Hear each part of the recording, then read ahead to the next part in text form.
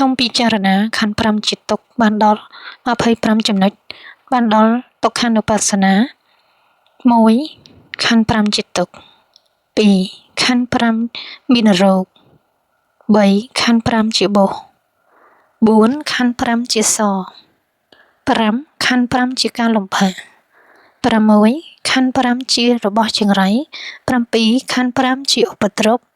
8ខណ្ឌ5ជាភ័យ9ខណ្ឌ5ជាឧបសគ្គ10ខណ្ឌ5មិនមានទីជ្រកកោន11ខណ្ឌ5មិនមានទីពួន12ខណ្ឌ5មិនមានទីពឹង13ខណ្ឌ5ជាទីវាល14ខណ្ឌ5ជាទោស15ខណ្ឌ5មានការលំបាកជាឫសគល់16ខណ្ឌ5ជាអ្នកសម្លាប់17ខណ្ឌ5ប្រកបដោយអសវៈ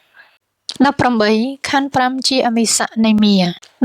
19ខណ្ឌ5មានការកើតជាធម្មតា20ខណ្ឌ5មានជារាជាធម្មតា21ខណ្ឌ5មានព្យាធិជាធម្មតា22ខណ្ឌ5មានសោកជាធម្មតា23ខណ្ឌ5មានសេចក្តីខ្សឹកខ្សួលជាធម្មតា24ខណ្ឌ5មានសេចក្តីចង្អៀតចង្អល់ជាធម្មតា25ខណ្ឌ5មានសេចក្តីសៅហ្មងជាធម្មតាភិក្ខុ